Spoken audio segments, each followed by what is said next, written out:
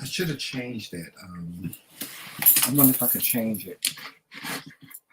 The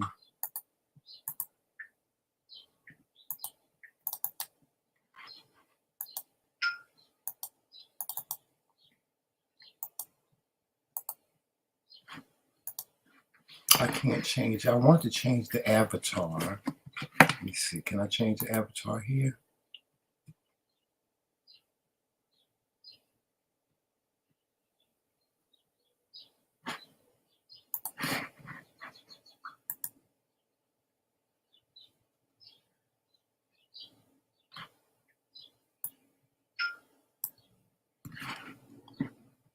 Hey, people. I'm trying to change the avatar.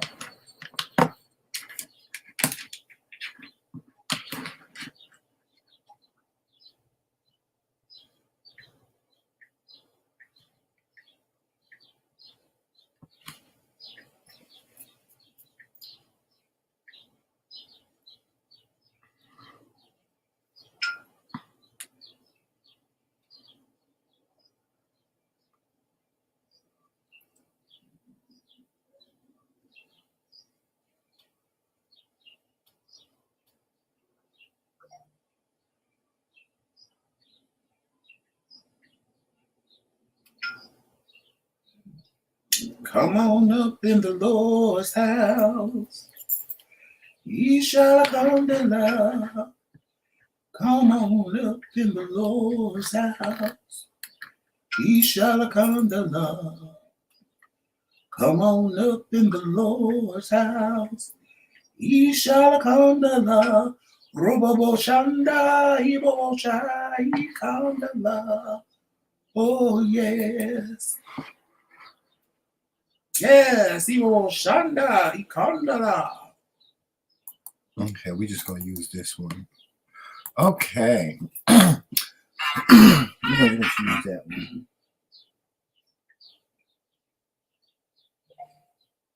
Your son just said happy birthday. Because his birthday is tomorrow. Maurice. Thank you. He just sent me a text. I have a lot of sons. There's so many people saying happy birthday to you today, Joseph. I know, and I appreciate them all. Happy birthday to you. Happy birthday to you. Happy birthday.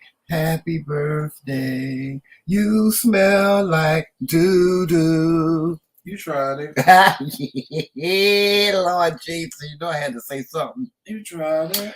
Ooh, Lord have mercy. Happy birthday to my husband, Joseph. Happy birthday to you, Joseph. Happy birthday. You know what? I know you got a lot to be thankful for today, but as you saw on my Facebook page, I have a lot to be thankful for too. Because, you know, I thank God for giving you to me another year.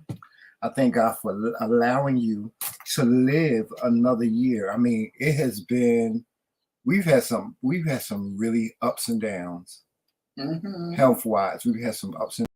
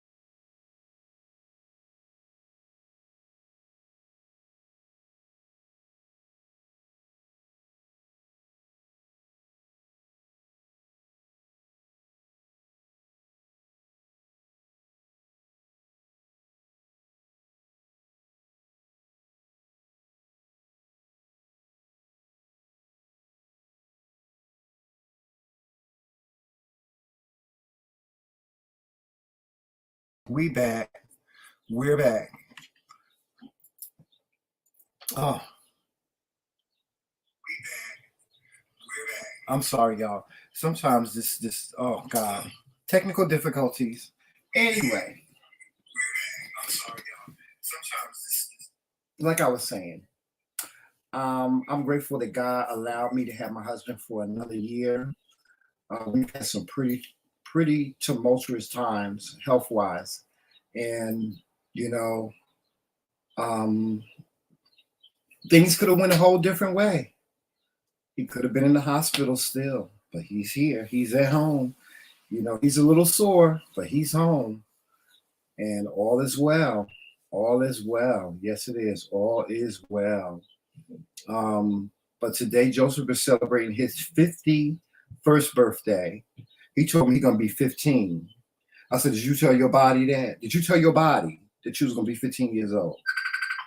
See, because your body and your spirit are two different things. See, when your spirit, the spirit can tell you you're gonna be 15 years old. And you can be 15 and feel 15 in your spirit. But when you get out there and one of these children out here say, take off your shoes, I'll race you down to the corner. Is you 15 then? Or is you 51? Because I know how old I am. I know how old I am. Okay, I hit my senior button. I know when to hit my senior button. That's what I'm telling you, Joseph. My word of advice to you, now that you are in the 50s club, Reese Cup said, don't hate, is to learn how to hit your senior button. I ain't hating because I love my age. Let me tell you something. I'm going to be 55 this year. I'm going to be a senior citizen this year, honey, and I'm very proud. I can't wait to be a senior citizen. That means I can go to McDonald's. I get me a coffee for 99 cents. I can go to IHOP and get me a senior discount. I can go to any restaurant now and get me a senior discount. Okay, I can get a senior discount anywhere because I'll be 55. So I ain't hating on nothing. All I'm telling you, I'm giving you a word of advice. This is something that has kept me going these past 5 years that I've been in the 50s club. Is to learn how to hit your senior button. Learn how to hit your senior button. See, because when you learn how to hit your senior button gonna keep you safe. It's gonna keep you safe. It's gonna keep you from running down the street after somebody. It's gonna keep you safe from being in the club until 4 or 5 o'clock in the morning, sitting in the corner while all your friends and stuff like that is out on the dance floor dancing. You sit in the corner with that one drink that you bought when you first walked in the club. See, your senior button gonna say, okay, I'm gonna go to this club, I'm gonna have you one drink, and I'm gonna be home by 10. Learn how to hit your senior button. That's all I'm saying. Ain't nobody hating. I ain't hating Reese Cup. I ain't hating. I don't never hate on nobody age. I don't hate on nobody. Listen, age is age. We all gonna get older. Okay. And like and shout out to Auntie P, where she says you only as old as you feel. I don't feel old, although I am older and I'm an elder. I don't feel old. I don't want you. I'm not saying these things to you for you to feel old. 51 is older, and she's right. You're only old as you feel. And you know what? To be honest with you, Joseph, for you to be 51. You don't even look your age, number one. Number two is that you are in better condition than most 50-year-olds 10, 20 years ago. You know what I'm saying? Back when we were kids, being 50 years old, you was this hunched over man with wrinkles and you could hardly barely walk. But we are the new 50. We are the new 50. You know what I'm saying? We are the new 50. And the new 50 is not this old, hunched over man with wrinkles and can't barely walk and got to take 10,000 pills and so on and so forth. We the new 50. So, be proud and be glad in that. Just be proud and be glad that God just allowed you to live another day. What you got to say today? I'm doing all the talking. I'm letting you because, that's what you do. But anyway, I again, I don't understand why you say I don't embrace my age. I didn't say that. Actually do. I didn't say you didn't embrace your age. I What was I'm telling not you. gonna do is run around like I'm some old ass man. Right. Well, I'm not telling you. I never said that you don't embrace your age. I'm just speaking to you from my experience of being in the 50s club. When I joke around and say I'm gonna be 15, you know, when you get old, you start transposing numbers. Yeah. Okay. Well, you keep on transposing numbers. That's why I asked. Did you tell your body you was gonna be 15 years old? First of all, I love the fact that I'm 50. Like, it just amazes me. 50 anything, 50, 51. It just amazes me because yesterday I was 21 years old. Today I'm 51 years old. That's just what it feels like. When you are able to get this age, you just sit back and go, damn, I was just 21. You know, that's what it feels like. Mm-hmm. For me. For me too. Feel like I'm old. Even like my best friend when he called me this morning, shout out to Omar. Mm-hmm. We were talking about how back in the day, you know, we would call each other at 11 o'clock, midnight, 1 o'clock, and be like, bitch, meet me at 27th Street at 2 o'clock. And we'd be like, yeah. As he said, and he said to me, he said, bitch, you better mean 2 o'clock in the afternoon now. I said, right, bitch, because if I ain't at the party already by 10 o'clock, it ain't happening. Right, right. Me and Tramel go somewhere. We'll get there on time. And by 10 o'clock, Tramel looking at me like, you ready to go, babe? You okay? I'm like, if you're ready, I'm ready. And we leave. Because it's like, I ain't going to be all up in the club at 2 and 3 or 4 o'clock in the morning. Right. Doing the club is just so far beyond me now. Right, right. Because I've done it. And I refuse to be the old man in the club that I laughed at when I was 21. Right. Because, you know, when you're that age, you don't see this coming. Right. You don't see yourself being the old man in the club. Because, child, I was good for that, honey. Because for whatever reason, old men used to love me, honey. Because y'all see, I look young. And when I was younger, I looked even younger. So they would always try to push up on me. And I'd be like, shouldn't you be home drinking some Geritol? Or in some old person's home? And now you the Geritol. You know, and now I refuse to be the one to be told that.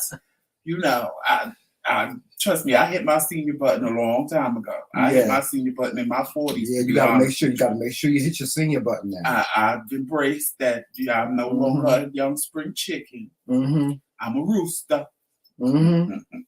But you know, that's the thing about getting older. As you get older, and even now more than ever, you're going to reflect. You're going to reflect on those times when you were in your 20s and you were in your 30s and you were in your 40s. You're going to reflect back on those days and you're going to smile or you're going to laugh or you're going to cry. You're going to have so many different emotions going through you, you know. And that's the great thing about getting older is being able to reflect. I love reflecting on, you know, the days when I was 20, you know, how I was a nice, young, tender, running wild and free. I love it. You know, I sit here sometimes and I laugh. And then sometimes I sit here and it brings a tear to my eye because I remember all my friends, because all my friends are dead.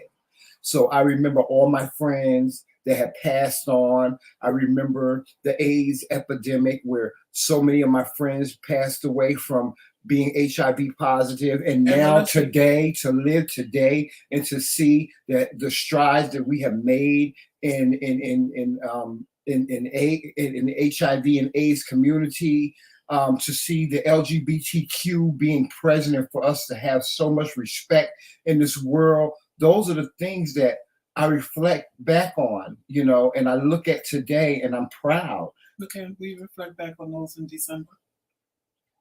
What do you mean? On your birthday. Yeah, we can do that. We can do that. But this is our birthday. Today is our birthday. No, Joseph. Today, you're my husband. I share your birthday with you, and you share your birthday with me. I wasn't. Well, you got a twin now. You got a twin now. No. But it's our birthday today. It's Tramel and Joseph's birthday today. No, Melissa, you are absolutely right. I agree with you.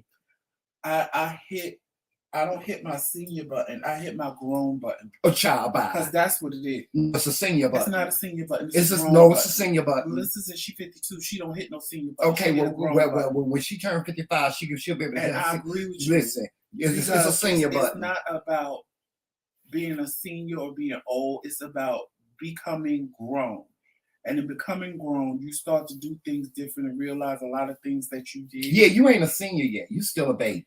That a lot of things that you did when you were younger just could have been avoided. Or not done. You reflect on the shoulda, coulda, wouldas. Today, I got a message on Facebook saying happy birthday. And a shout out to Facebook. Thank all of you for the birthday wishes. So any of you watching this, I appreciate all the birthday wishes. I'm trying to keep up with y'all, saying thank you as soon as you post. I'm doing a good job, but right now I'm sure I'm going to be behind because I'm on the live. But a shout out to my son Cole, who tried to call me during the live, and I declined the call because he didn't realize I was live. But my poor baby got COVID, and he's going back to sleep, and he just wanted to tell me happy birthday. But I need you to get better from the COVID. And I had this feeling that somebody I stopped speaking with years ago was going to tell me happy birthday today. Because y'all know I told y'all, I ain't professing to be psychic, but I have some psychic ability. What does that mean? Well, I'm not going to see it. Like, Sunrise always told me that I had psychic ability and I should try to do tarot.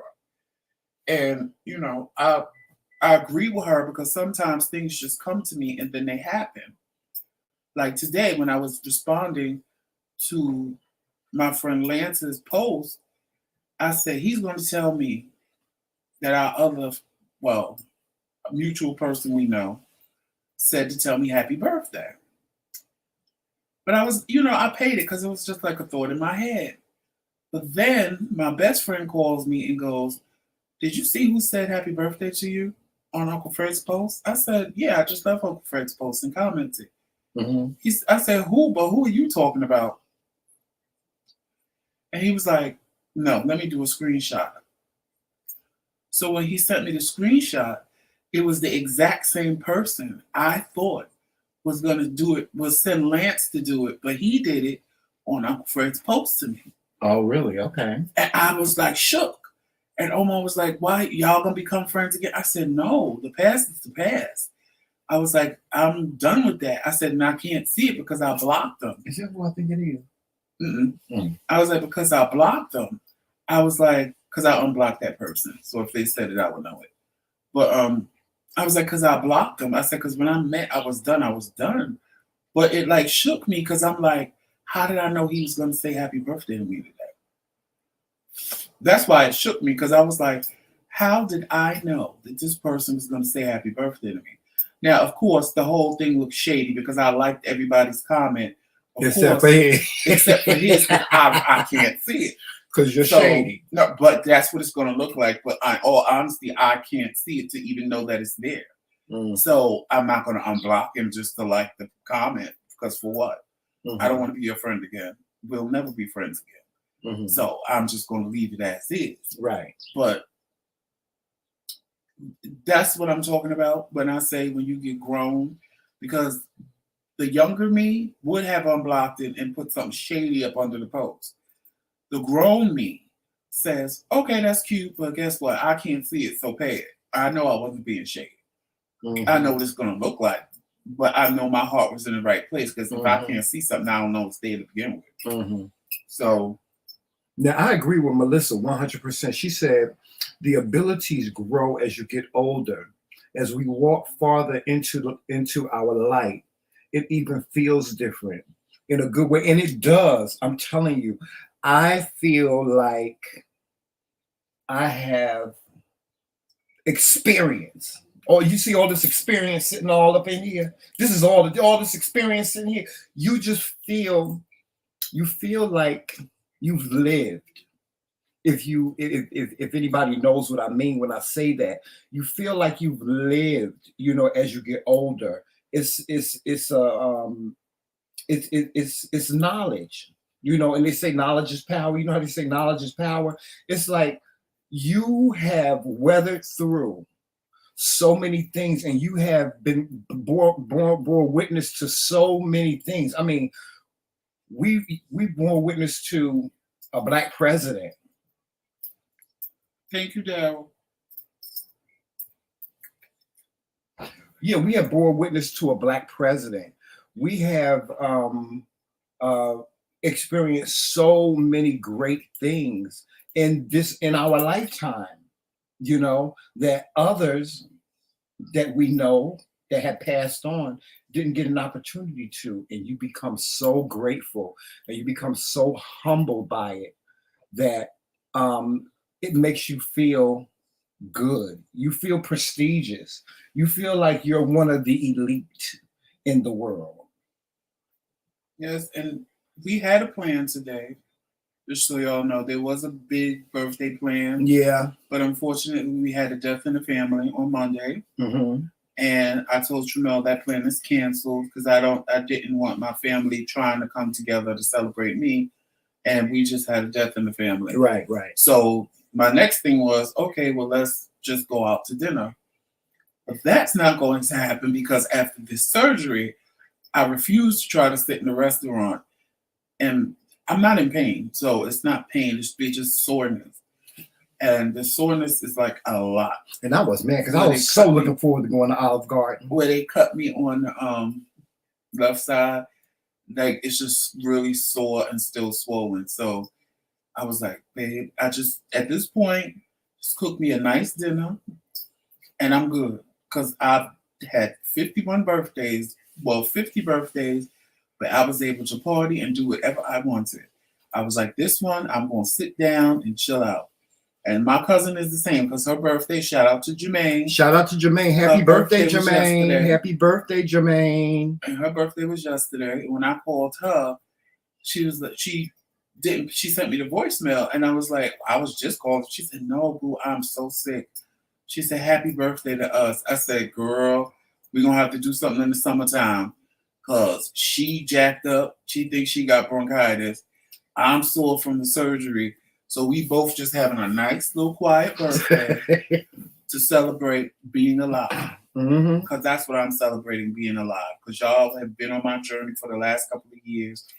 And believe me, in some part of my mind, I did not think 51 was going to happen. I ain't going to even lie. So I'm celebrating being alive, and I can say this because I am healthy. And like Tramel told me, if you saw my post on Facebook that I put, my husband keeps telling me it's all part of God's plan. So I have to believe that this is all part of God's plan. Yeah. And as long as I believe that and keep moving forward and being the better me, the best me every year that he gives me, I'm going to be fine. Yeah. And speaking of God's plan, you got to say, because sometimes me and Joseph, we get into these deep conversations and he gets real in his feelings and he gets upset. He's like, Tramel, this is part of God's plan. I'm sitting in the hospital. This is part of God's plan. But you have to say to yourself, what would it be? I mean, look at the fact that you weathered through this and survived this. It could have went a different way. Right. It could have went a different way. You could have went into the hospital and you could have died. I could have never. But you're here. That's God's plan. See, because God could have just said, you know what? Come on, Joseph, come on home now. It's time for you to come home.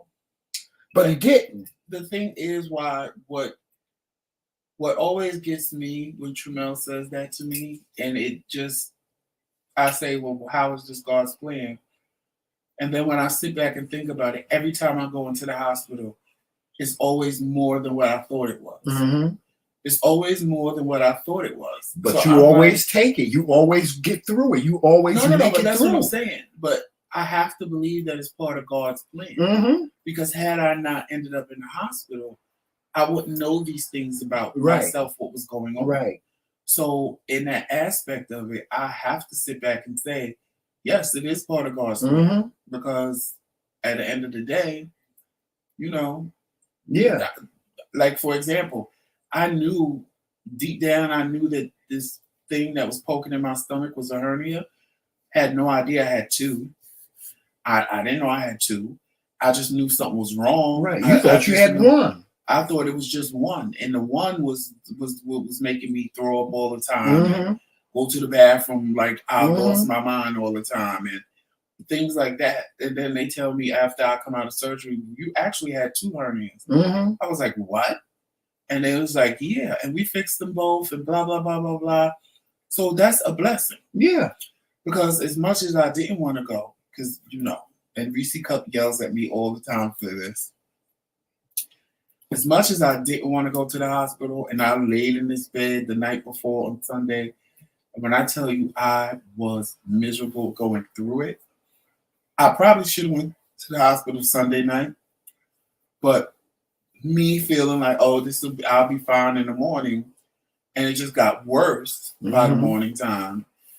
I was like, I woke Tramell up. I said, I gotta go to the hospital now. If I tell you that, something ain't right. Right. Because Joseph ain't trying to go to the hospital. When I look at you and say, I gotta go to the emergency room, know and believe that something ain't right. And that's what I did, because I knew something wasn't right. I knew that if I sat around and said, it's going to be better, it's going to be better, I knew that it was just going to get worse. And thank God I was smart enough to do what I did. Because if I did not, it would have been Where would you be? A hot Where would you be? Mess. That's just like the last time you went in the hospital when you broke your leg. You found out you had an infection. And the infection could have killed you. Exactly. It could have killed you. They told you. They said, Joseph, it's a good thing you came to the hospital, because this infection, you could have died from this infection that you had from your dialysis. But you would have never known that had you not broken your leg. You would have never known to see that. Everything happens for a reason. I'm telling y'all, the way I fell was I can't even explain it. It was no reason for me to fall. Yeah. Especially like that. And it was like, okay, why did I fall? And then I get there, and when I was in the emergency room, they woke me up. Oh, you're gonna have to have surgery. And I laid on that little gurney or whatever you call it. And I said, Lord, I do not want pins and screws in my knee. I was like, I don't know what you gotta do, but I don't want no surgery. I don't. And then they came back to me and said, oh, after we saw the x-rays, it could heal on its own. That was blessing number 1. Then they looked at my dialysis fluid, and they was like, do your fluid always look like this? I was like, no. They was like, well, we need to test it. I said, okay. And they came back and told me, I always say this wrong, but I'm going to say it. What is wrong? Y'all can Google it and see how it's really pronounced and said, but peritonitis. And that can kill you. And I walked around like that for months. Even when y'all watch the videos where I just look like I'm fat as a pig and I'm just getting bigger and bigger and my stomach is just sitting out bigger and bigger, that's because I had the infection and didn't know it. I kept going and complaining, saying, why am I getting so fat? I'm not even eating where I should be getting this fat. And then, a big person tell you they don't eat, you think they lying. Oh, you need to change your diet. Oh, it never. And I'm telling this to dialysis nurses, and they're stupid. And this is why another reason I'm so glad I moved back, because them dialysis nurses upstate New York, all they wanted to do was get paid. They ain't give 2 shits about you or what was wrong with you for real. Even when I showed them the hernia, I said, what is this? Why is my stomach protruding like this? And then if you push it, it goes in. I said, no, for real, touch it. Oh, I don't know what that is. I was like, then I'm like, I tell one of the regular nurses, and she said, if she touched that and pushed it in, I don't care what kind of nurse you are, you instantly know that was a hernia. Right. I said, right. I said, but they don't care. As long as they getting paid to take my blood and ask me little bullshit questions. I said, I even told, quote unquote, my primary doctor what was happening with the hernia and how movement was causing it to hurt and get hard and blah, blah, blah, blah, blah. Oh, I don't know. And I'm like, well, what are you a doctor for? You just want to come in here, ask me how I'm doing, and get paid. And I'm so glad to be back here. And I'm not saying doctors up here don't do the same thing, but honestly, most doctors up here in New York and New Jersey, they really try to fix you and get their little coin. I ain't gonna lie, they try to fix you and get their little coin. He just wasn't the right doctor for you. No, and see, God put you in a place. He put you in a place where you can have the right doctors. You can have the doctors that know what they're doing. You can have the doctors that care. You can have the doctors that are going to make sure that everything that you do is gonna go in your favor. Right. You know, circumstances didn't allow us to move here, to move back to New Jersey. But then circumstances changed and we were allowed to move back here. We had an opportunity. God gave us an opportunity to move back here, and we got back here. And we got back here to a place where you can be taken care of in the way in which you should be taken care of. Right. And even like,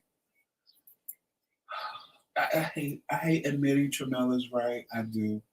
I do. But he always admits when I'm right. So I shouldn't hate admitting when he's right. But even in moving back here, we was concerned about a certain thing. Because even when we moved back, it was, okay, you know, you could bring the cats. But I knew deep down inside, they didn't want them cats here. I knew that. But they was doing that because it's me. And because they love me. As much as we fight and argue and anything else under the sun, my uncle loved me. Yeah. And he know I love him.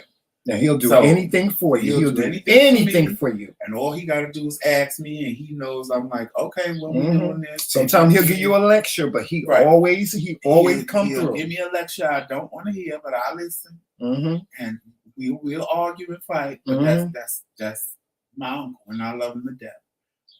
So I kept telling Tramell, I said, we are going to get so kicked out of that house. I said, I just keep seeing Jax hanging from his little velvet chairs in the living room. Oh, God. I said, and I see Tigger running across that coffee table, knocking down all his little crystal. I said, oh, this is not going to be good. This is not going to be good. It just wasn't meant for them to come. Because you just can't. It's not like a dog. You could keep a dog in a room, but you cannot keep 2 cats in a room. They're not having it. Right. Like they're going to split out eventually. And then you're going to have to try to catch them. Right. I was like, I said, Tramell, this is, oh God. It's going to be a nightmare. It's going to be a nightmare. Like, that's all we kept saying. This Lord have mercy. I see it. I'm visualizing it. You're talking about it. To move, and Jax acted like this feral cat that you see on a house in Hoarders, screaming at the top of his lungs, running up and down the walls like somebody was trying to kill him, and I had to call the ASPCA to come trap them and get them. And they were closed. And the woman picked up the phone, and she said, "Well, I'm about to go home." I said, "Ma'am, I'm moving, and I cannot take these cats. I can't catch them. I can only catch one." I said, "The other one is acting like a feral cat." I said, as soon as he saw the carrier, he lost his ever-loving mind. She was like, I said, well, I got him from y'all, and you told us if we ever had a problem to call y'all. I am not leaving the cats. I said, the only thing I can do is open the door and let them roam the streets. I'm not doing that. I said, the person that's moving in here right now, she's here with a pug. She has a dog. So I can't, it's not going to happen. So she was like, hold on. You know, you can have all the attitude you want right now because you're my only saving grace.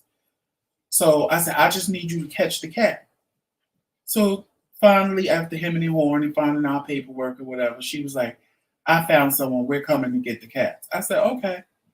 So they came. And just like I said, they was able to catch Tigger and put him in a cage. Child, when they went to get Jax, all you heard was him screaming at the top of his lungs. You could hear him clawing his way up the door because it was wood. They come out of the room after like 15 minutes of trying. And with him in a net. Jax is in a net. He ain't even in the cage. He's in a net.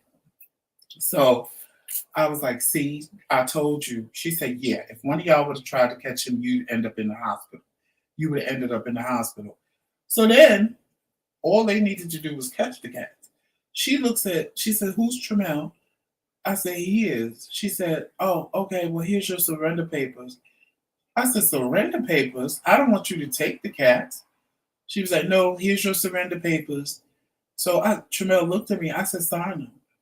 So he signed them, and when he left, I said, see? I said, you see how God works? Yeah. I said, it wasn't meant for them to come. I wanted to keep my cats, I'm not going to lie. But it was all part of a plan. Because he knew Uncle Fred truly didn't want the cats here. And we knew that them cats would have caused all kind of chaos in this house. So we wasn't even mad at it. We wasn't even mad at it. And just everything worked out the way it was supposed to work out. It did. So when Tramel always tells me it's part of God's plan, now I just be like, okay. I was like, okay. Because it is. Because I have to really believe that it is. Because everything works out the way it's supposed to work out. So, I promised y'all a funny story of what happened in the hospital today. So, my hospital stay was good. And because I had the hernia, I couldn't go to the bathroom. So they had to put this tube down my throat. Well, first I started throwing up the stuff in my stomach. Then they was like, "Oh no, that's bad. It got to get out of him. It got to get out of him." So in order to get it out of me, they had to put this long ass tube through my nose for it to come out the back of my throat and then go down my throat into my stomach. Y'all, when I saw the amount of stuff that it was pulling out of my stomach, and it was just brown and nasty and going into this little, and that's another thing. See, this is why I say I'm partially psychic. Because I laid in the emergency room and I saw the thing that the stuff was coming from my stomach was going in. And I said, I wonder what that's for. Every time I'm in the hospital, they don't never use that. Now all of a sudden I'm about to find out first goddamn hand when they was sucking that stuff out of my nose and it was going into what I looked at. I said, ain't this a bitch? I looked at this thing and wanted to know it's a pump. It's actually a suction pump.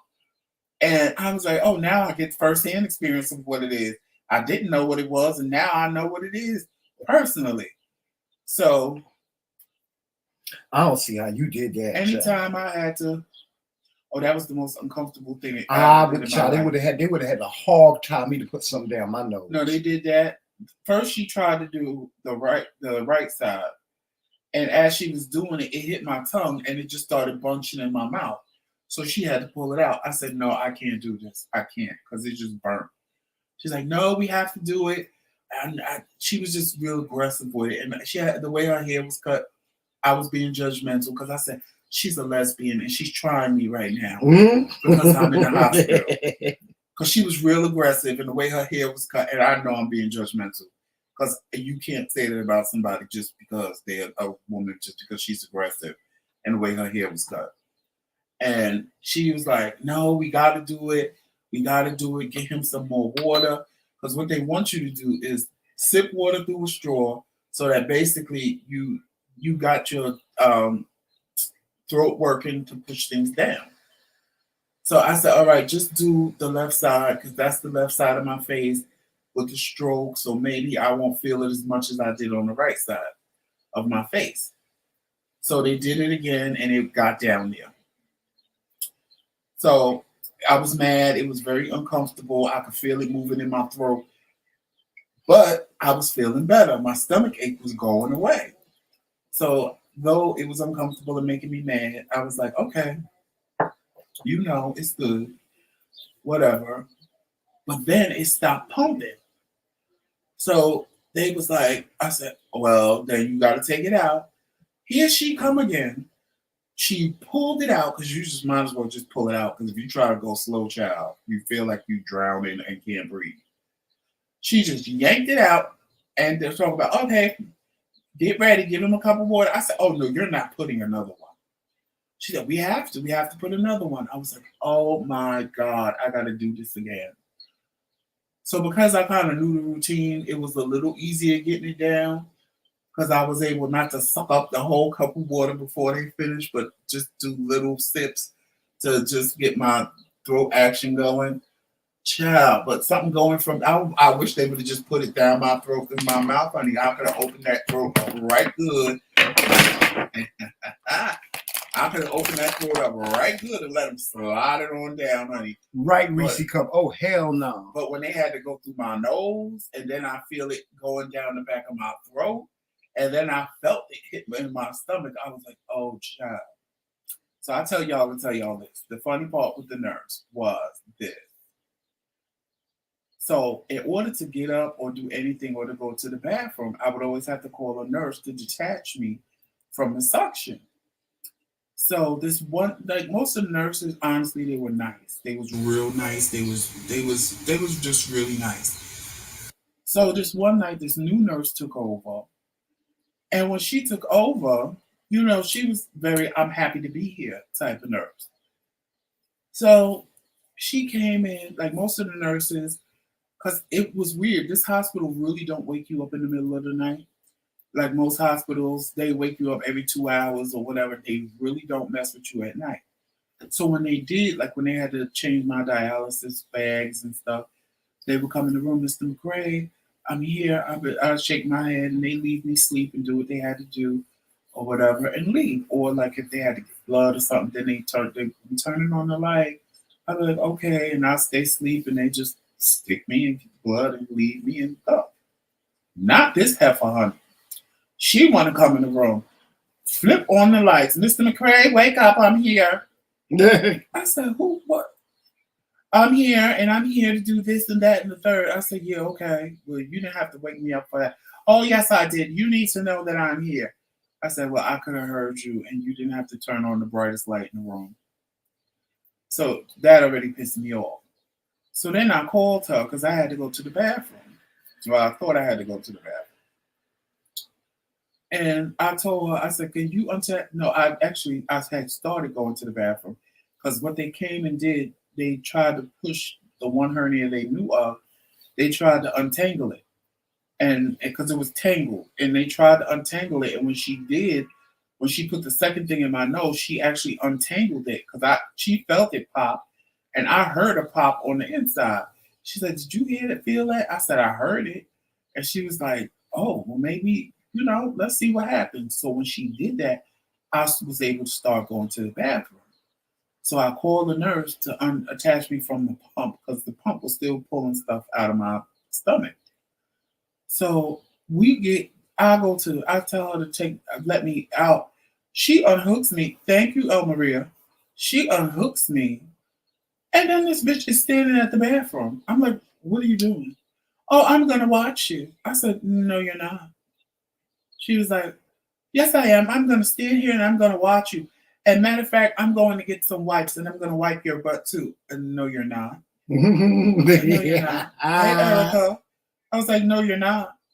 Well, yes, I am. So she's standing, done flung the door wide open while I'm taking a poop. So I closed the door. No, you need to leave. I said, if you don't leave me alone, get out. So I closed the door. So she heard me moving around. She flings the door open while I'm getting up off the commode. I was like, you really have a problem, don't you? I'm trying to help you. I said, well, and when I need your help, I'll give it to you. That whole night, I was miserable. So I told the next nurse in the morning, I said, whoever took care of me last night, is she coming back tonight?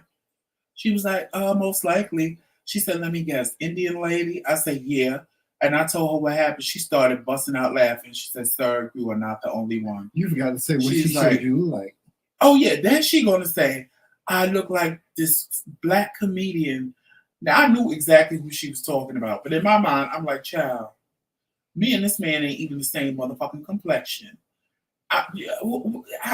Girl, if you was white, maybe I'll accept that. But you a whole Indian. She said you like.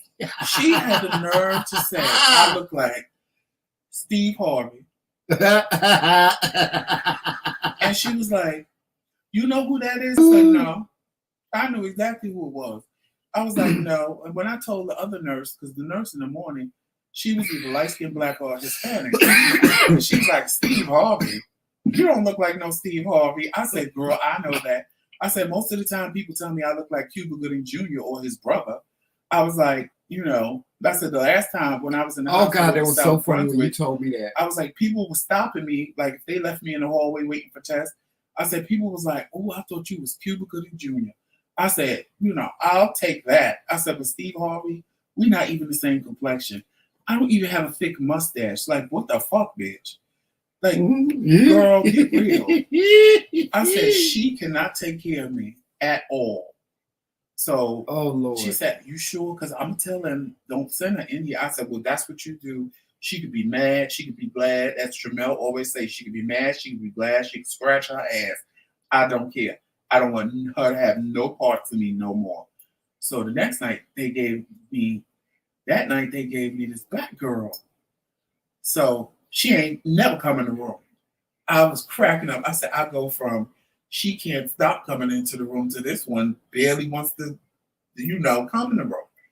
So I told the black girl, I said, look, this thing is supposed to come out of my nose today. They all played a game and didn't come back to take it out. I'm telling you right now, I'm ripping it out of my nose myself because my throat is extremely sore. These little throat lozenges y'all are giving me are not doing nothing. I was like, and I'm done. I said, look at that little suction. It ain't even pulling nothing out of me no more. And she was like, let me go check. Let me send them a message. She said, well, they didn't send a message, but since it's like 1, 2 o'clock in the morning, if it accidentally comes out, I said, well, girl, help me accidentally get this out. So she, because the way they had it taped and what have you, so she took off the tape and she was like, okay, now I'm going to pull it slowly. So she started pulling it slowly. Child, I took her hand and ripped that thing out of my nose. And she was like, oh. I said, no. You have to go slow. I said, going slow is worse. I said, just pull it out. And I was like, thank you so much. And after that, I was like, they better not come in here talking about it got to go back in. But that was, I want to say, Sunday into Monday. So my surgery was supposed to be Monday, but they didn't. And they ended up doing it on Wednesday. So it was like, no, he don't have to put it back in because he's been going to the bathroom and he's been farting and all this other stuff that I couldn't do before prior. So, thank you. So, I was happy about that. Because the one, the one that put it in, she was like, how did it accidentally come out? I said, we pulled it out on accident. I said, we pulled it right on out on accident. So that, that was my little funny story. The nurse wanted me to go, because she actually wanted me to go to the bathroom in the bedpan. I said, I'm not going to no bathroom in no bedpan. Because when I first told her, you need to unhook me, I need to go to the bathroom. Oh, okay, well then you're going to pee right in the urinal. I said, no, I'm not, because who said I had to pee? Oh, well, I'm going to get you a bedpan. I was like, a bedpan to do what? I said, honey, I'm not shitting in a bedpan. I had to do that when I broke my knee. And that's because I broke my knee and I couldn't walk. I'm not doing that when I can get up and go in the bathroom. So like I said, unhook me. Then she want to stand. Then she want to stand at the door and watch me. I'm like, I should be like a monkey, honey, and throw the shit right at you when it comes. Oh, God, I did. I said, I should be like a monkey, honey, and throw the shit right in her face like monkeys do when they start shitting and throwing it at you. I said, that'll teach her ass. That will teach her ass to want to stand and watch somebody. I mean, standing there leaned up against the wall like we're going to have some good girlfriend conversation, child.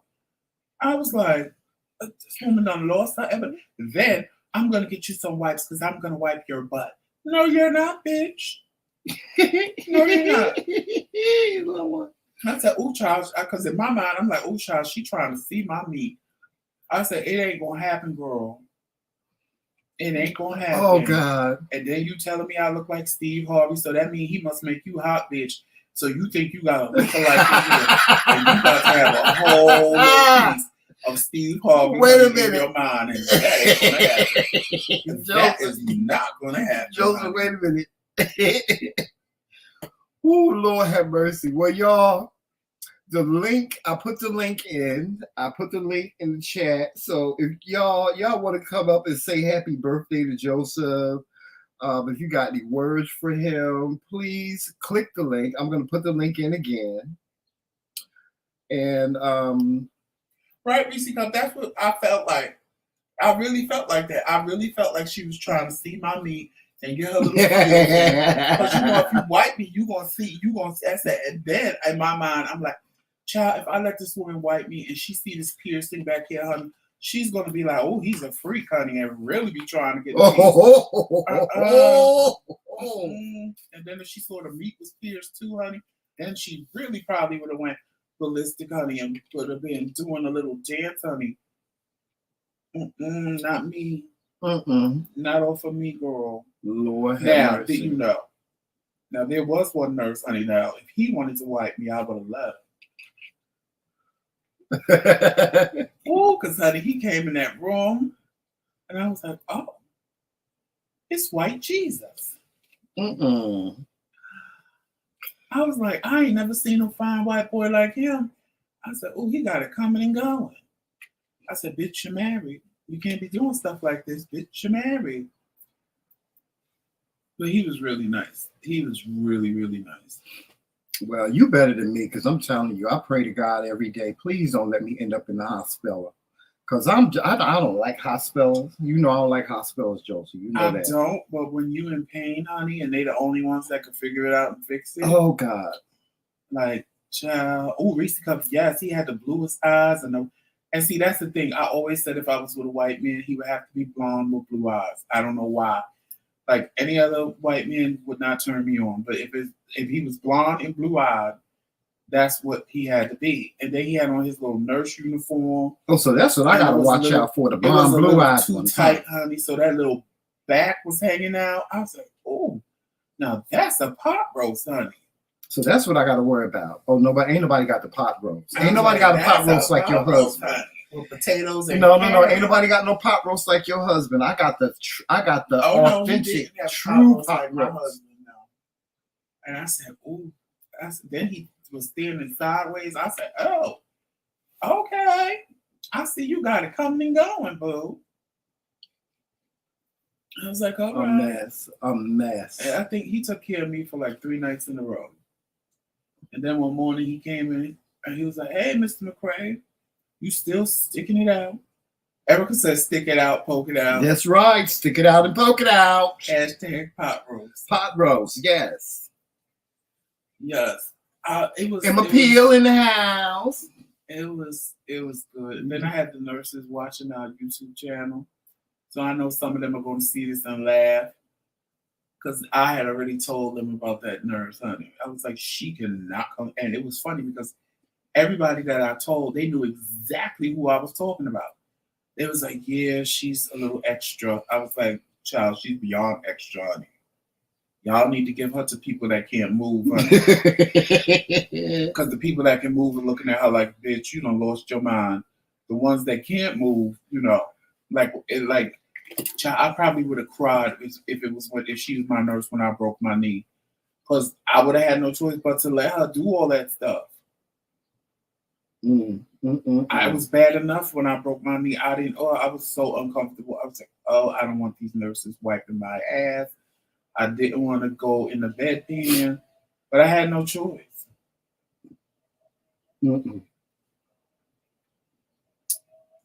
Yes, and thank the ones of you who've already sent me a cash app for my birthday. Yes, guys. Thank you so much. I appreciate it, and thank you for listening and putting the 51 cents. I just thought it would be cute to put 51 cents behind it because I was turning 51. No particular reason, well, yeah, that was a particular reason, but yes, and if anybody else wants to send Joseph a monetary gift, or if, like I said, the link is in the chat. So anybody wants to say anything, I have to say, I don't mean to cut you off your mouth, but I have to say it because I hope she's still in the chat. Monica from Monica's Views and News sent me the most amazing T-shirt. Yes, she did. And when I put it on, I'm going to take a picture and I'm going to post it on my community wall. Because Tramel was like, you got a package. And he was like, oh, it's from Monica. I said, call me on FaceTime. I said, you can open it so I could see it. So I could say, oh, thank you. Because I didn't want to wait because it came. So I wanted to be able to tell her, thank you. When Tramel showed it to me, I was like, oh my God, I love it. I absolutely I loved it. I was like, oh God, this is a really nice T-shirt. It really is. Erica, I am not doing shots. I can't because the surgery, so I can't really do the shots. Yeah, I wish she could do shots. If I could do the and shots, get drunk. I definitely would. Like I got drunk on my birthday. I just looked like a fool. So I'm not even going to try. I want to have at least one drink, but I know that I can't. So probably at a later date, because like even my sister, she said, Joe, I still want to go out and celebrate your birthday. She said, because I understand why we cancel She said, but can we do it at a later date? So I was like, yeah, we could do it at a later date. And, you know, that's what we're going to do. But today, having a drink, child, unless it's just a regular iced tea or regular lemonade, I can't drink as much as I want to. Yeah, I wish we could have like a glass of wine or something, but oh, Reese, it ain't never too early for a shot. I just can't do a shot because of the surgery I just had. But it ain't never too early to do a shot. Because if I could right now, I'd have me a bottle of Southern Comfort and I'd be doing my shots for y'all.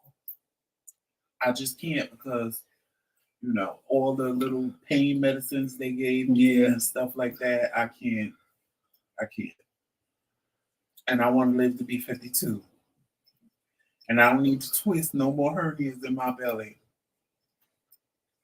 Because it was my fault that the damn hernia twisted in the first place for me getting so angry and storming up and down the stairs.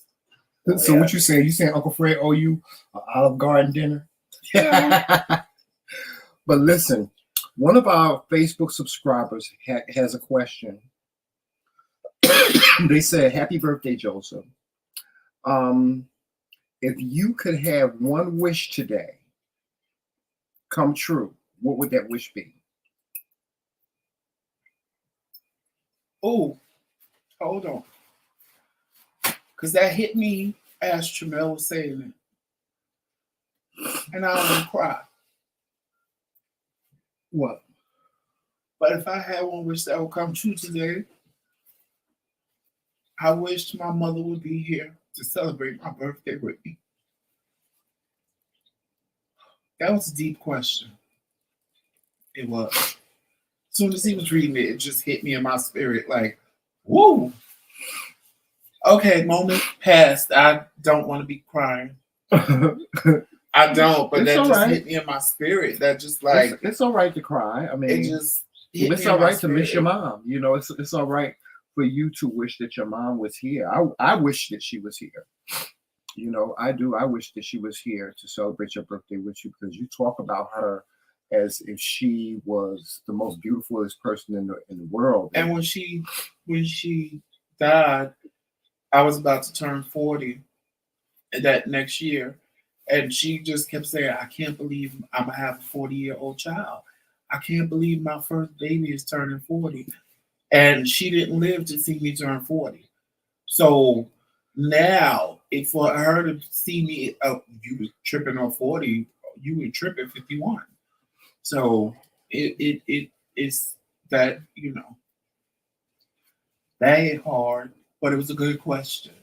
Thank you for asking me. No, seriously. You done made now you got me getting ready to cry. Lord have mercy. No, it's true because it just hit me because I knew that was going to be my answer, but at the same time I was thinking I could hear her in her head saying, "I can't believe my baby's going to be 40." So in my mind, I'm like, what would she say now if she knew that I was 51? So it was deep. It was heartfelt, and thank you for asking me. I guess it was tears I didn't know I needed to get out. Anybody else got any questions or any comments? But crying cleanses the soul. So. It does. It cleanses the soul. Yes, and I know all y'all in the chat that's in my position feel the same way. But, hey, I know she's around me. Yeah, she's here. She's here. She's here, and she is like, and she knows. She's celebrating with you in spirit. She really is. And believe that. I'm a strong believer in the other side, and I believe that, you know, the people that love us, they never leave us. You know, we just can't touch them. We can't feel them.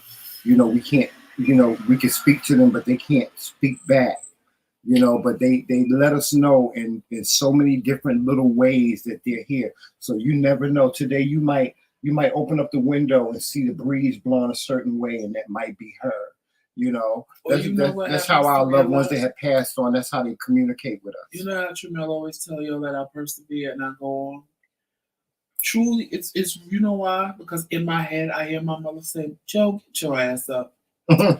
I do. I hear her all the time. Joe, get your ass up. It ain't gonna fix itself by itself. Yeah. So get up and make it happen. Mm-hmm. I do. I hear my mother tell me things in my head that she would tell me when she was alive. Mm-hmm. And it just pushes me forward. Same thing I do with my dad. And you know, I mean, it's I just told somebody this week, I said, it never gets easier, but it gets better. It gets better to go on and live your life. It doesn't get easy because every little thing, like me and my sister will, because my mother was a foodie, and definitely when it came to sweets, and we'll both be eating together or eating something and go, Mommy would love this. Or, oh, I wish Mommy was here because you know she would love this. And it's just little things that will always remind you and always come to head. But it becomes better because it doesn't always take you to that sunken place.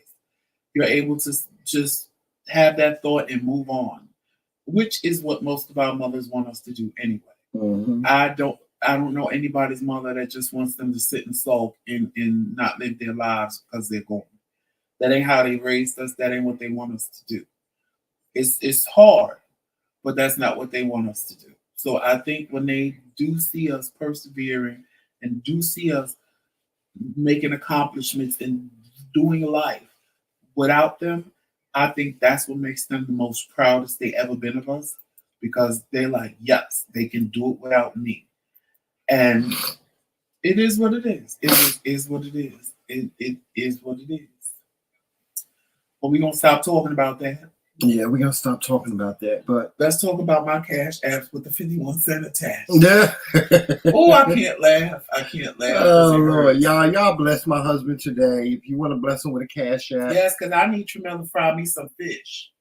Oh, that would be good. Some fried snapper, red snapper. I need Tremel to fry me some fish and make me some coleslaw. That's what I want for my birthday. Some fried fish. Oh, and you know, Anthony got that good coleslaw. Yes. It tastes like Kentucky Fried Chicken coleslaw. But I want some fried fish and coleslaw. Maybe throw a shrimp or two in there, but you know, price is high. We can afford fish. Mm-hmm. Shrimp, you know, they gotta be on sale. What would my second wish be? To be rich, honey. That would my second wish would be, is to be rich. Not filthy rich, just rich enough. Just have enough money. And when I say rich, I should say well off. I don't want to be greedy. I don't need millions and millions and millions of dollars. No. Just enough money to sustain me for life. That's it. Just enough money to sustain me for life. Mm-hmm. That's what my second wish would be, Uncle. And my third wish is going to be that I get my fried fish and coleslaw today for my birthday. That's what I'm craving. That's Lord have mercy. Let me tell y'all something. When they fixed this hernia, I started craving all kind of food because I didn't eat for. You didn't eat for a whole week. How did you do that? Let me ask you. How did you do that? How did you not eat for a whole week? You didn't eat for a whole week. Like, I would have died. I would have died. If y'all don't bring me something to eat, honey, I'm going down to the kitchen and make myself something. In the beginning, I was trying to eat, but you know, Tremel, they gave me the dialysis diet, and that had no flavor, no nothing. So you know I wasn't eating that. Mm-hmm. So what I would do is I would try to eat like the pudding or the Jello cup, mm-hmm. or you know, stuff like that, just to sustain me, or the fruit cup. Mm-hmm. And then that would like just sit there in my stomach. It would just sit in my stomach. So Eric said, please tell us how you didn't eat for that long. But you know what? No, wait a minute. Let's just say this. Under normal circumstances, when you're in the hospital and they bring you that kind of food, you usually take the tray and throw it across the room. No, I was in so much pain. I'm being honest. I was in so much pain, I could not even be angry or shady to anybody. I'm just being honest. That's how much pain I was in. So every day they would bring me breakfast, lunch, and dinner. And then the person bringing it would get pissed because they was like, you're not going to eat anything? I said, well, I'm going to keep the Jello. And then they started bringing me yogurt in the morning. Well, they brought me grits. And y'all know I don't eat grits. So that wasn't going to happen anyway. So, because I don't know what made them think that they were going to just bring me food. They never asked me. This was like the first hospital because normally they'll either call you or somebody will come in the room with like an iPad, ask you, tell you what's available, and ask you what you want. So they wasn't doing that. They was just bringing me food. So a lot of the stuff they brought me, I don't eat no way. So I'm like, oh, okay, I'm not eating it. But I wasn't hungry. So I would eat like the little pudding cups and I would eat like the little fruit cups, or I would try to eat them, or I would try to eat the jello. I didn't even drink like the ginger ale when they brought it to me. They was bringing me coffee. I wouldn't drink that. And then I want to say by Wednesday or Thursday, the first week, the nurse was like, "You got to eat something, Joseph." I was like, "Well, they need to change this diet." So she told the doctor that I haven't eaten since I've been there. So they changed it to a heart healthy diet, which was a better menu. Again, they still didn't ask me what I wanted. So like for breakfast, they would bring me Chobani yogurt. And I was on the phone with Tramel. I was like, "Who wants yogurt?" And I tasted it. I said, "Oh, this is kind of good." Mm-hmm. So what I was doing was, because they gave me a jello, so I would eat the yogurt with the jello. And it was good because it was like whipped cream on the jello because it was a vanilla flavored yogurt. Mm-hmm. But then because my stomach was just like so filled with fluid, just a little bit would fill me up, like 2 spoonfuls, 3 spoonfuls. So that's what I did. I kept the fruit. Like I had so many fruit cups and jellos on my little tray in the room. And then I was like, they brought me some graham crackers, the nurse. So I ate some of those. And then Greedy came up to see me and ate the rest of them. And, you know, they gave me iced tea, but it didn't have no sugar in it. So I was like, oh no, I'm not. It just tastes like brown water. I needed something to go with my coffee. And, you know, it was just, as it went on, then when I was really hungry and I wanted to eat, when they started bringing me this heart healthy meals, they had brought me spaghetti and meatballs. And I was like, oh, yes, I'm going to tear into this. And all I did was see the onions and peppers.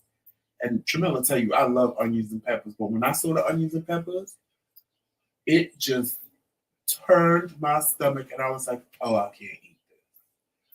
So with the heart healthy meals, when they was bringing them, every time I looked at it, it just made me sick. And then one day they brought me mashed potatoes and roast beef. So I was trying to eat the mashed potatoes and I was doing a good job. And then I tried to eat the meat. Child, I was chewing the meat and just the texture, I was like, oh God, I'm going to throw up. So that was the first week. I just never ate for real. Second week, they was bringing me food. And it was like in the breakfast, the yogurt and jello I would do. And then they brought me ice cream one day, and I was like, okay, this will make me shit. So I ate the ice cream, and then they brought me ice cream that night, and I was like, oh, I don't do chocolate ice cream. So the vanilla one was good. The chocolate one I just let melt. But then after the surgery, they had a tray up there. So Tramel was already in the room waiting for me when I came out of surgery. So when I opened it, I was like, oh. It was some kind of meatballs. It honestly tasted like beef stroganoff because it was 2 meatballs on pasta with gravy and peas and carrots. I don't do peas and carrots, so that wasn't getting eaten. But oh my God, when I tell you I went in on that food, I was like, Tramel, these are so good. I said, oh, Tramel tastes a meatball. I said, it tastes like beef stroganoff. I was like, this is so good. And he was like, no, babe, go ahead, eat, because that was like the first thing I ate in 2 weeks. Mm-hmm. So I ate all of that. I ate a little bit of noodles, but I ate the meatballs. And there was other stuff on there that I ate. Oh no, they had brought me Lorna Derns on there. Greedy again. Oh, you gonna eat these cookies? I needed it to go with my coffee. Just take my cookies, eat them. Just take the cookies, babe. Just take them. So my sugar was low. I didn't eat that. I ate that. And then that night they brought me dinner. I don't remember what they brought me for dinner, but I ate it. And then the next day, after the surgery, I went back to... You said they brought you chicken. Yeah, I think they brought me some kind of chicken. I don't remember what they brought me for dinner, but I ate it. I remember I ate it. And the next day, they brought me corn. It was corn and something. Because I know I was killing that corn. And the next day they brought me breakfast, and I said, "Oh God," because I went back to that. Oh, I don't want this. And looking at it just turned my stomach. I was like, oh, I don't want this. And then she came back for lunch, but this time she asked me what I wanted. So I told her I wanted a burger, this, that, and the third. And she brought it. I didn't even try to attempt to eat the burger. Because when I saw they only gave me mayonnaise and mustard, I said, oh no, honey, I do ketchup. And if I don't have no ketchup on here, that's not going to work. So I didn't even try to eat the burger. It was something else on the tray that I picked at. And I just left it there. I was like, no. And she was like, you know what you want for dinner? I said, girl, I won't be here for dinner. She said, you sure? I said, trust me, I will not be here for dinner. She said, okay. I said, all right. And I wasn't there for dinner. Oh, yeah, you was determined to come home. I was determined to come home. That was going to happen one way or another. But it was Erica, honestly, the pain I was in the beginning, it was easy not to eat because I just, it's like, you in so much pain that nothing around you matters. Like nothing. Like I didn't care about the food. I didn't care about nothing. And then after they put that thing down my nose and I started feeling better, it just like made me nauseous to want to eat. And it was like, I would see it and be like, oh, this look good.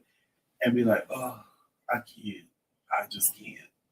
And they were feeding you through the IV. Well, they had to start feeding me through the IV before the surgery because my salt level was low. They actually had to give me a salt pill. They had to actually give me a salt pill. They had to pump magnesium in me. They had to start feeding me through the IV because they didn't want to, but because I'm a dialysis patient, but they had no choice. Because like all the important nutrients and minerals wasn't there. So they had to give me magnesium. They had to give me this potassium to drink. They had to give me a salt pill. I was like, well, if you would have gave me salt with my food, we wouldn't have this problem. I was like, now you're giving me a salt pill like I'm some horse, and you're giving me a salt lick. So I said, honey, if I had, but see, the shade was, I didn't know it was a salt pill. He just said, you got to take this pill, Mr. McRae. So he gave me the pill, and I said, okay, give me some water. So when the water hit it is when my whole taste buds lit up, and I saw it was salt. Child, I would have chewed the hell out of that pill just to get all that salt in my mouth. And I swallowed it before I could stop the water from going down my throat, and I was pissed. I was like, damn it, if I would have known it was a salt pill, I would have chewed it. Chewed it right on up. But yeah, so not eating was not a good thing. Hey, Medina. So not eating was not a good thing for a week. Well, really 2 weeks. And now, like that I'm home, I can't go to the bathroom. It feels like I have to go to the bathroom, but I can't. And that's because I'm still not eating enough. Like yesterday, after I left dialysis, I told Tramel, I was like, I'm hungry. He was like, me too. I said, I've been having these weird cravings from the hospital. I said, I want a ham and cheese sandwich with lettuce, tomato, salt, and pepper. He was like, where you want to get it from? I said, Quick Check, of course. So when we get to Quick Check, I said, of course, I can't go in. I said, but I want a 6-inch. He said, a 6-inch? Well, I'm getting a foot long. I said, okay, you do that, but I need a 6-inch because I ain't going to eat a whole foot long. We came home and I ate half of that 6-inch. He's like, are you serious right now? I said, Tramel, I'm so full. I said, but I'm going to eat it later. And I did. I ate it later. I ate the other half of it later. And then last night we had Uncle Fred brought us some Chinese food. And I ate some of that because while I was in the hospital again, I was craving fried dumplings. I'm like, why am I having these off-the-wall cravings for all this off-the-wall stuff? And I'm like, oh, it is what it is. Thank you for the person that just sent me Cash App with 51 cents behind it. I appreciate it. And Brian Idgus, he said happy birthday. Thank you, cousin. Yes, so. But yes, I appreciate it. I appreciate it. I appreciate it. I appreciate it. And all y'all that was sending me love while I'm in the hospital, while I was in the hospital. Yes, so many people reached out. I appreciated it. Whether you so reached out many to people, Tramel, Joseph. or whether you reached out to me. Reese Cup was constantly texting my phone. Yeah. Monica was texting me. Monte was so many texting people me. reached out. So many people, even like when you was in the hospital, so many people reached out to me, like personally, and was Right. like, "How is he sending me doing?" messages on Facebook. Yeah. They were like, "How is he doing? Is he doing okay? Is everything okay?" Everybody just wanted to know that you were okay. And thank God that you were okay, Joseph. No, thank wait. God. One night I was in real pain. That was a day. That was a bad, bad day. And Monte had texted me at like, it might have been 11:30. Mm-hmm. And when I looked, I said, Monte has lost his ever-loving mind. At 11:30 at night, texting me, and I'm in this much pain in the hospital. Oh, there go Medina, Joseph. I was cracking up. And then the next day, I said, "Thanks, Monte. I appreciate it." Well, just know, Monte, I was cursing you out when I got there. He sure was. Because he woke me up because I was trying to get to sleep. And normally, I wouldn't look at the phone, but Tramel don't really text me. But I know sometimes when I'm in the hospital, he'll text me and say, "Babe, are you up?" Because he don't want to wake me up if I'm asleep. Or my sister will text me and do the same thing. And when I looked at it, I was like, Monte done lost his goddamn mind. I'm in this much pain trying to go to sleep. He want to know if I'm okay. No, I'm not okay. That's just what I said to the phone. No, I'm not okay. And I put it down and went to sleep. And the next day I said, "Thank you for checking on me, boo." Oh, I was laughing to myself. I was like, "Thank you for checking on me, boo. I'm good." Because the next day I felt better. Yes, Medina, it's been a minute. Oh, that is so sweet. Thank you, Brian. What he said? He said, "You have such an angel next to you, Joseph. Tramel is such a wonderful, gracious, and loving man to be in your love. Thank you, Tramel, for always being there and being loving to Joseph." Oh, listen, that's easy. That's the easy part. It's his little Aries evil powers that he be trying to use on me that get on my goddamn nerves, that be making me want to punch him in the face. But loving Joseph is so easy. It is. It's so easy. Because I tell people this all the time. Joseph is a big teddy bear until you turn him into a pit bull. You see, Medina's in here. Hey, Medina, long time no hear. You know, I gotta call you. We got to catch up, Medina. But thank you, Medina, for showing up. Our birthdays would be nothing without you. Oh, and you know what? Y'all, I got to give a shout out to Lawrence Retano on Facebook. He is responsible for that beautiful picture that y'all see on the thumbnail of Joseph. Yes. He really thought about it, and he really put a lot of love and a lot of thought into the picture that he made for Joseph. Thank you, Lawrence, for that portrait. That portrait is so beautiful. Yes, I can't wait to go to the printer and have it printed out and have it framed. That is such a beautiful picture of Joseph. I love it. It's my favorite thus far, because Lawrence always does a portrait of me and a portrait of you on our birthdays, and he always does one on our anniversary with us together. Yeah. And that picture is just amazing. It's amazing. I love it. If y'all want to see the whole full picture, just go on to my Facebook page, or you can go on the Joseph Facebook page. You can see the portrait, but it is on the thumbnail. But Lawrence Retano, who is one of our day ones, he's one of our followers. He made that picture. He always does beautiful work for me and Joseph, and he never charges us. He won't even accept money or anything, Joseph. Nope, he just does it for our birthdays. He just does it, yeah. Yep. So I appreciate it too. Yes, so that's one of my favorite ones that he did to me. Yeah, that one, and then there was another one he did with me in some shades and my blue hat. Oh yeah. I remember that one. That one. Mm-hmm. Yeah. But he did an amazing job. Thank you, Lawrence. Thank you. I can't thank you enough. I'm telling you, when I saw that picture last night when you sent it to me, it brought tears to my eyes. I was like, wow. It just it's just you. Because Tramel always want to see me dressed up like that. Yeah. He do. He always want to see me dressed up like that. And then Lawrence gives a picture of me dressed up like that. Mm-hmm. So I know that's part of the reason. But I mean, from the look on your face, right, to the crown on your head, to what you're wearing, I see you. That's how I see you. And for somebody to be able to project that is like, for me, it's beautiful. It's amazing. And you know, I just love, it's the thought that counts. Right. It really is. It's the thought, because he thought about that. He thought about that picture. He did. He thought about what he was doing when he was creating that.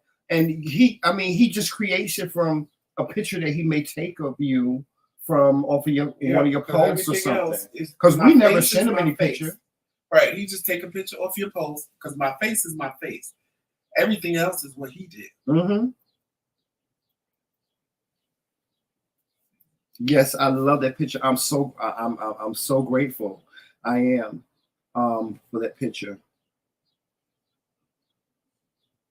Yes, I love it. I do. I love it. I mean, you had the sinister look on your face. Like I'm up to no good. Huh? Yes, you had the sinister look on you. Get somebody. Yeah, like you get ready to get somebody, child. You had the sinister look on your face, like, yes, I am the king. Now mess with it. Right. Play with it and see what happens. Right. Lord have mercy. Oh God, I can't stop looking at it. I really can't. I can't stop looking at it. It's an amazing photo. It is. It's an amazing portrait of you. And it depicts you in the light, the light of who you are. It really is. It really does. It's just the enigma of you. Yes, but guys, thank you so much for joining us. We are going to leave, and I'm gonna try to make Joseph some lunch because he has to eat. And you know, thank you again for joining us for Joseph's birthday. I'm sorry that we're not going to do a birthday celebration this evening. We're going to do one at a later date. Like we said, we're going to do one at a later date, perhaps with the family all together, because we do plan to do something, the family. We plan to do something with our families for Joseph's birthday at a later time. As Joseph said, we did have a death in the family this week. And we are focusing on that.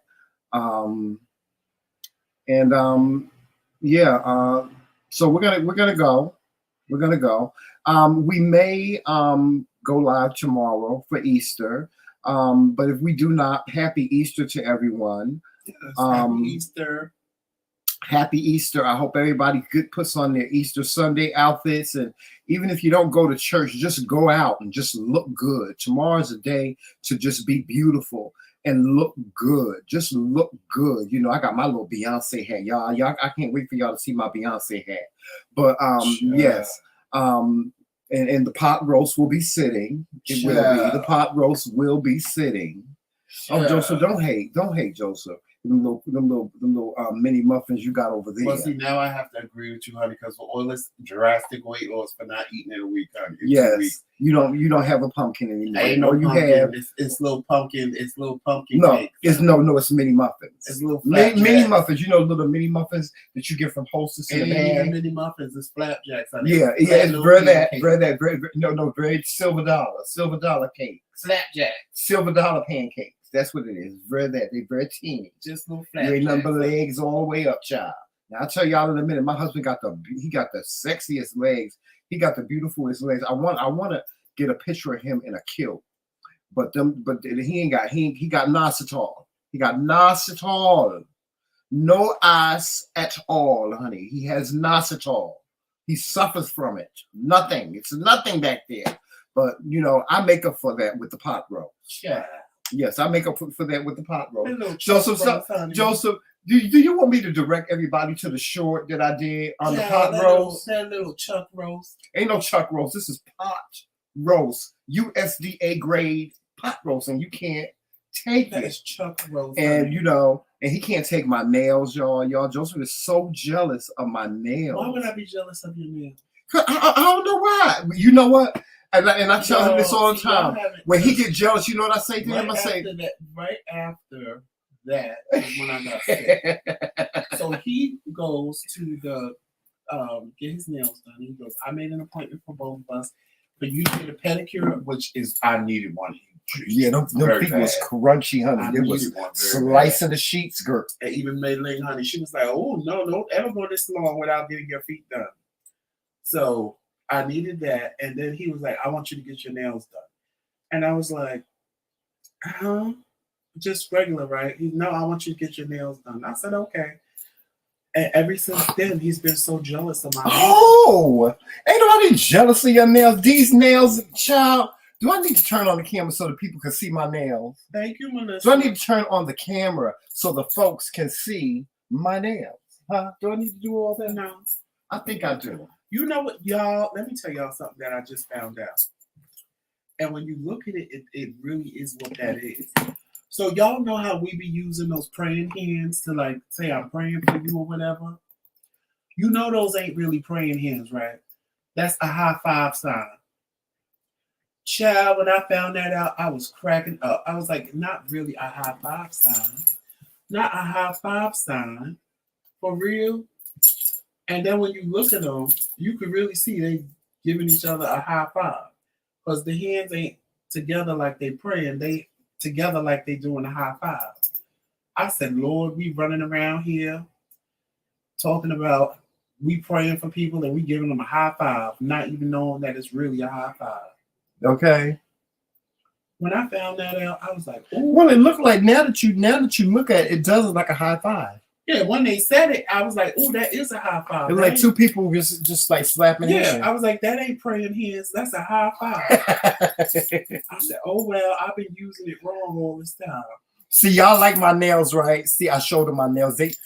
Joseph, you get up off it. Get up off it. Get up off the nails. You don't ever want it. You don't ever want me for nails. And y'all, I'm working on. Said, show them again. Are you gonna be showing it? Okay, hold on. Show y'all my nails so y'all can see what's going on here. Y'all see this? Look at these nails. So you trying it because I can't scoot over. Pretty nails.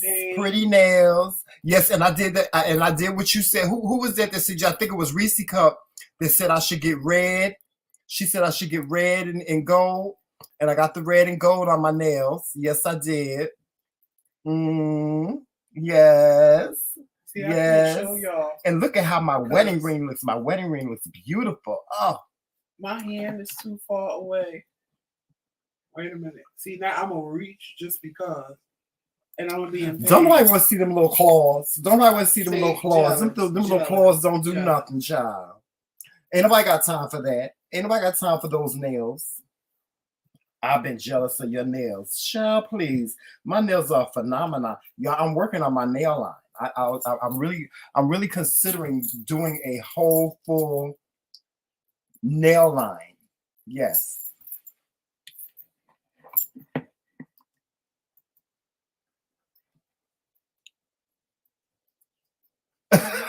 Monte said he got the same bed sheets. Lord.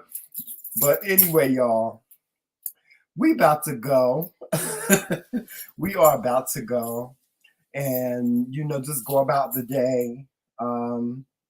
Like I said, we may go live tomorrow for Easter. For the Cash App. Or even if we don't go live, we're going to post a picture because we are going to church tomorrow. I think. Are we going to church tomorrow? If I feel up to it. Yeah, if Joseph feels up to it, we are going to church tomorrow because our church is open back up. Thank you, Jesus. Shout out to my pastor, Kevin E. Taylor, of Unity Fellowship Church of Newark. Southern girl. Thank you.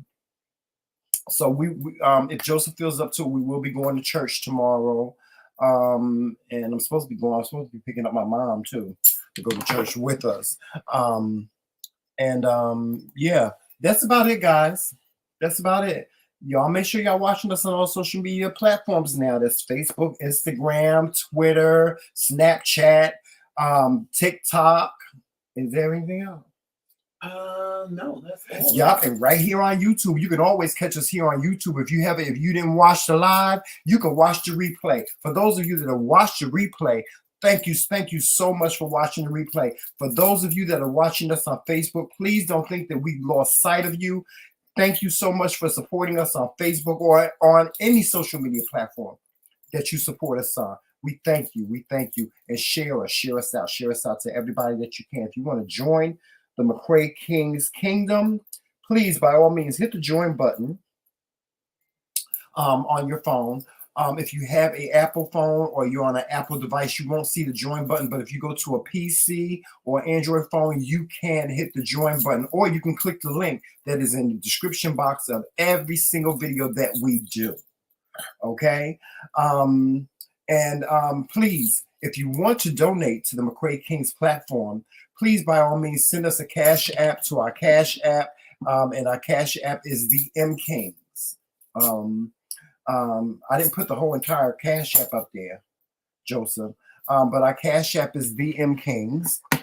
I'll put my pin mine to the chat. And Joseph, now if you want to send Joseph a birthday gift today, Joseph, pin it again. I did. I pinned it. Okay, so Joseph's Cash App is pinned to the chat. So anybody that wishes to send him a birthday Cash App today, please, by all means, send it to, what is it, Joe McCrae, right? Jojo McCrae. Jojo McCrae.